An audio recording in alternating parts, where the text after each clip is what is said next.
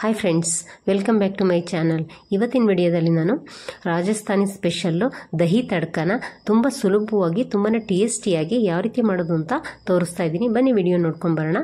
ಇಲ್ಲಿ ನಾನು ಒಂದು ಪ್ಯಾನ್ ಇಟ್ಕೊಂಡು ಅದಕ್ಕೆ 1 ಟೇಬಲ್ ಸ್ಪೂನ್ ಅಷ್ಟು ಎಣ್ಣೆನ ಹಾಕ್ಕೊಂಡಿದ್ದೀನಿ. ನಂತರ ಒಂದು ಅರ್ಧ ಸ್ಪೂನಷ್ಟು ಸಾಸಿವೆ, ಅರ್ಧ ಸ್ಪೂನಷ್ಟು ಜೀರಿಗೆ ಮತ್ತು ಸ್ವಲ್ಪ ಕರಿಬೇವಿನ ಸೊಪ್ಪನ್ನು ಕೂಡ ಹಾಕಿ ಅದನ್ನು ಸ್ವಲ್ಪ ಫ್ರೈ ಮಾಡ್ಕೊಳ್ತಾ ಇದ್ದೀನಿ. ಇದು ಸಾಸಿವೆ ಮತ್ತು ಜೀರಿಗೆ ಎಲ್ಲ ಸ್ವಲ್ಪ ಫ್ರೈ ಆಗಬೇಕು, ಕರಿಬೇವು ಎಲ್ಲ. ಈಗ ಅದಕ್ಕೆ 1 ಹಸಿಮೆಣಸಿನ್ಕಾಯಿನ ಈ ರೀತಿ ಚಿಕ್ಕದಾಗಿ ಕಟ್ ಮಾಡಿಕೊಂಡು ಹಾಕ್ಕೊಳ್ತಾ ಇದ್ದೀನಿ. ಇದನ್ನು ಸ್ವಲ್ಪ ಫ್ರೈ ಮಾಡ್ಕೊಳ್ಳೋಣ. ಈ ರೀತಿಯಾಗಿ ಮಿಕ್ಸ್ ಮಾಡ್ಕೊಳ್ತಾ ನಾವು ಲೋ ಫ್ಲೇಮಲ್ಲೇ ಫ್ರೈ ಮಾಡ್ಕೊಳ್ಬೇಕು. ಈಗ ಅದಕ್ಕೆ 2 ಈರುಳ್ಳಿನ ಈ ರೀತಿ ಸ್ಲೈಸ್ ಥರ ಕಟ್ ಮಾಡಿಕೊಂಡು ಹಾಕ್ಕೊಂಡಿದ್ದೀನಿ. ತುಂಬ ತೆಳುವಾಗಿ ಈ ರೀತಿ ಕಟ್ ಮಾಡ್ಕೊಳ್ಬೇಕು. ಈಗ ಇದನ್ನು ಕೂಡ ನಾನು ಲೋ ಫ್ಲೇಮಲ್ಲೇ ಫ್ರೈ ಮಾಡ್ಕೊಳ್ತಾ ಇದ್ದೀನಿ.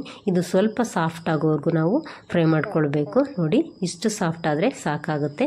ನೀವೇನು ನಮ್ಮ ಚಾನಲ್ಗೆ ಹೊಸಬರಾಗಿದ್ದರೆ ನಮ್ಮ ಚಾನಲ್ನ ಸಬ್ಸ್ಕ್ರೈಬ್ ಮಾಡ್ಕೊಳ್ಳಿ. ಹಾಗೆ ವಿಡಿಯೋ ಇಷ್ಟ ಆದರೆ ಲೈಕ್ ಮಾಡಿ, ಶೇರ್ ಮಾಡಿ. ಹೀಗೆ ನಮ್ಮ ಚಾನಲ್ನ ಸಪೋರ್ಟ್ ಮಾಡ್ತಾಯಿರಿ.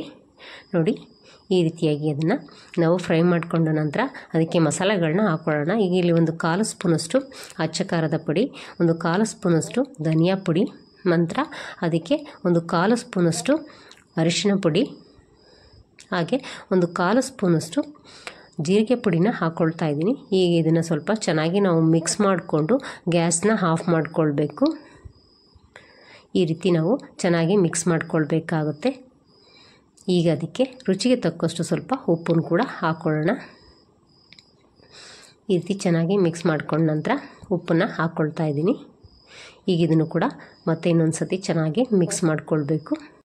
ಈ ರೀತಿ ಚೆನ್ನಾಗಿ ಮಿಕ್ಸ್ ಮಾಡಿದ ನಂತರ ಅದನ್ನು ಪೂರ್ತಿ ತಣ್ಣಗಾಗಲಿಕ್ಕೆ ಬಿಡಬೇಕಾಗತ್ತೆ. ಇದು ಸ್ವಲ್ಪ ತಣ್ಣಗಾದ ನಂತರ ನಾನು ಮೊಸರನ್ನ ಹಾಕ್ಕೊಳ್ತಾ ಇದ್ದೀನಿ. ನಾನಿಲ್ಲಿ ಗಟ್ಟಿ ಮೊಸರನ್ನ ಒಂದು 200 ml ಅಷ್ಟು ಹಾಕ್ಕೊಂಡಿದ್ದೀನಿ. ನೀವು ಯೋಗರ್ಟ್ ಕೂಡ ಹಾಕ್ಕೊಳ್ಬೋದು. ನಂತರ ಅದಕ್ಕೆ ಸ್ವಲ್ಪ ಚಿಕ್ಕದಾಗಿ ಕಟ್ ಮಾಡಿರ್ತಕ್ಕಂತಹ ಕೊತ್ತಂಬರಿ ಸೊಪ್ಪನ್ನು ಕೂಡ ಹಾಕ್ಕೊಂಡು ಈ ರೀತಿ ಚೆನ್ನಾಗಿ ನಾನು ಮಿಕ್ಸ್ ಮಾಡ್ಕೊಳ್ತಾ ಇದ್ದೀನಿ. ಈ ರೀತಿ ಮಿಕ್ಸ್ ಮಾಡ್ಕೊಳ್ಬೇಕು. ನಾವು ಕ್ರೀಮಿ ಟೆಕ್ಸ್ಚರ್ ಬರೋವರೆಗೂ ನಾವು ಈ ರೀತಿ ಚೆನ್ನಾಗಿ ಮಿಕ್ಸ್ ಮಾಡ್ಕೊಳ್ಬೇಕಾಗತ್ತೆ. ಈಗ ನೋಡಿ, ಈ ರೀತಿ ಚೆನ್ನಾಗಿ ಮಿಕ್ಸ್ ಮಾಡಿಕೊಂಡ್ರೆ ರಾಜಸ್ಥಾನಿ ಸ್ಪೆಷಲ್ಲು ಸೂಪರ್ ಆದಂತಹ ದಹಿ ತಡ್ಕ ರೆಡಿಯಾಗುತ್ತೆ. ಇದನ್ನು ನಾವು ಸೈಡ್ ಡಿಶ್ ಆಗಿ ಚಪಾತಿ ಜೊತೆಗೆ, ರೊಟ್ಟಿ ಜೊತೆಗೆ ಮತ್ತು ರೈಸ್ ಐಟಮ್ನ ಮಾಡ್ತೀವಲ್ವ, ಪಲಾವು ಆ ಥರ ಎಲ್ಲ, ಅದಕ್ಕೂ ಕೂಡ ಉಪಯೋಗಿಸ್ಕೊಳ್ಬೋದು.